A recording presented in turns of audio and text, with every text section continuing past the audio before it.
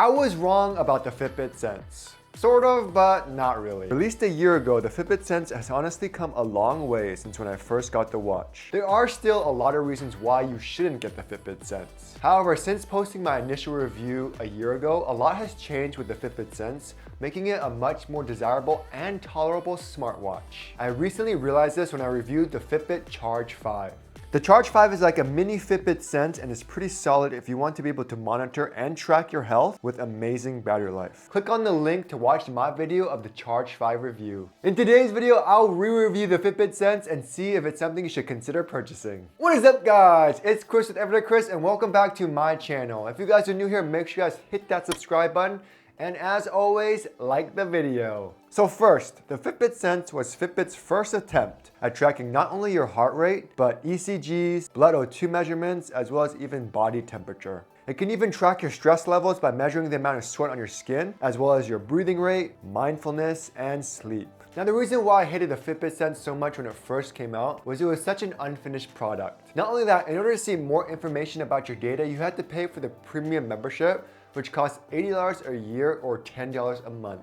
However, now the Fitbit Sense is actually more usable and provides more information about your health as well as your sleep, even if you aren't a premium member. The Fitbit Sense isn't cheap and still costs $300. However, because it's been out for a while, it's easy to get a slick deal on it. It comes in 3 colors, gray and silver, carbon and graphite, and soft gold and lunar white. I love the look of the carbon and graphite color. The band is a nice dark blue with stainless steel graphite. It looks solid. The screen is a clean OLED screen that's about 1.58 inches with nice large bezels. And although the top of the Sense is stainless, the body is aluminum. However, it does look very premium and solid. There aren't any buttons on the Fitbit Sense, just a touch sensor. Overall, it's something that takes some time getting used to. However, once you are used to it, pressing the button is really easy. Like your entire thumb has to be pressing the button, not part of it. But it also helps that you get some haptic feedback when the button is pressed. Now here's the one thing I didn't like about the Fitbit Sense, and it still remains true today. If you wear your watch on your right wrist, everything changes. Unfortunately, there isn't a flip screen feature on the Fitbit Sense yet. So if you're left-handed with your watch on your right hand, the button will usually be pressed with your index finger. And honestly, this is kind of easier to use than pressing it with my thumb. However, if you're doing workouts, it's much easier for your wrist to accidentally press the button. And I honestly see them eventually releasing a software update that may fix this. However, as of now and a year in, there isn't a fix. As far as weight, it's a good thing this is light and weighs about 46 grams. Wearing it to sleep and wearing it all day, I knew it was on my wrist, but it didn't feel annoying. The same goes with the included wrist strap. I didn't have any issues wearing this thing for a few days straight. Now, battery life on the Fitbit Sense does claim to be around 6 days or more. However, for me, with all my workouts, I found it lasted me only about 5 to 6 days. And if you turn on the always on display, it does decrease the battery life significantly. Now, turning on the display is as easy as flicking the wrist towards you or tapping the screen. However, sometimes tapping the screen once didn't work, so I had to tap the screen twice. You can also turn off the raise to wake feature easily by swiping right or by customizing it in the Fitbit Sense menu. In the menu, you can also customize when the display should turn off. Swiping down is your notification center where it shows you any texts or calls or any notifications you missed. It syncs perfectly with your phone and vibrates when you get a text. However, you can't respond directly on your Sense, you can only read the text. One awesome feature they finally implemented in a software update is the ability to answer your phone call directly on your Fitbit Sense. Swiping up allows you to view things like the weather, your health stats for today, as well as quickly start an EDA scan. However, you can easily customize all these as well. Swiping right accesses quick settings like do not disturb, sleep mode, brightness control, always on display, screen wake, and volume, as well as the battery life on top. And swiping left is where all your apps are and where you can access the settings. Overall, the swiping isn't as responsive as I like, but it does feel quicker than before. I also love how they added a feature where you can change your clock face on the fly by holding the screen. You can also customize the side button when you hold it or double press it. This is awesome because they now added the blood O2 set to your today screen, so you can easily access that info by adding it to your customization options. When you hold the button, you can also access either Google Assistant or Alexa, as well as customize it to other shortcuts. And pressing the button returns you back to your home screen. I'm just happy there's so much more ability to customize the buttons now, as well as the layout. Now let's talk about the sleep feature. Now the last time I used the Fitbit Sense to sleep, it kept waking me up because the screen kept turning on when I accidentally touched it. In the app, you can input when you're sleeping, so it can remind you to get to bed. Now, I wish it would automatically enable sleep mode on the Fitbit Sense when it is time for bed. There is a way to schedule sleep mode that prevents the display from accidentally turning on, as well as muting all notifications by simply going into the settings menu, scroll to quiet mode, and then scroll all the way down to schedule mode to enable sleep mode on your watch. Also, if you didn't know, the Fitbit Sense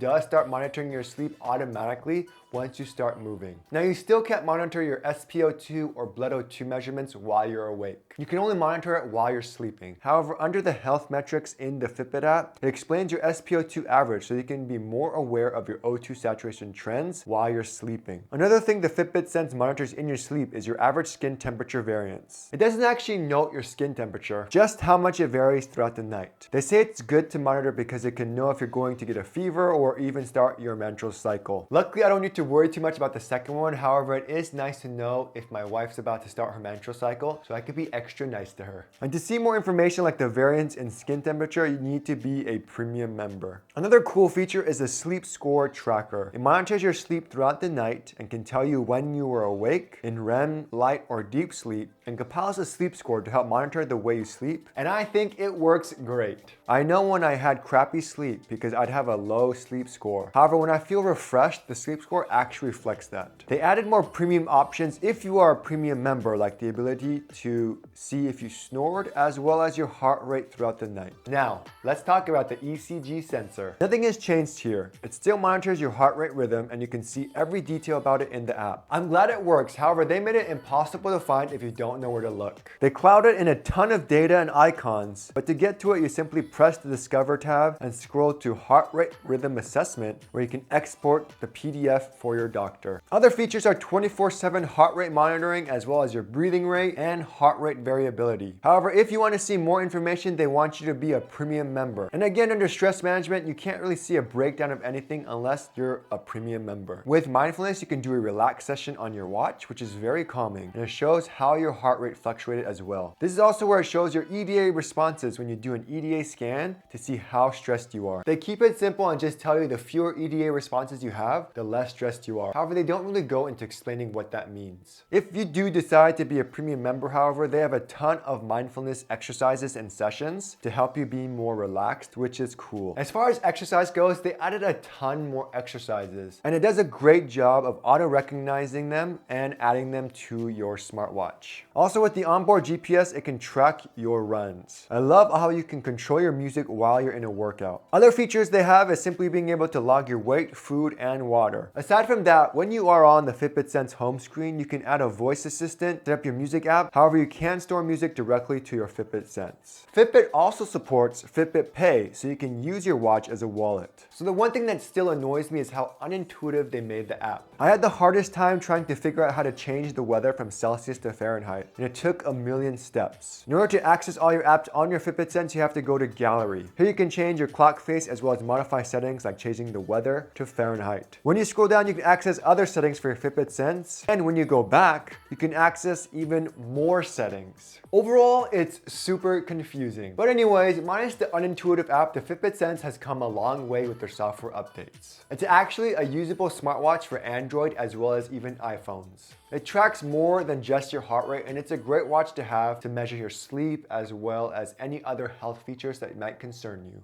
I also love how it's light and not annoying, and it still looks good. It still has a few annoyances, however, I do wish they included more data for free. However, if you really want to make sense of your health data, then make sure you purchase their premium membership. Anyways, thanks for watching my video, guys, and I'll see you guys next week.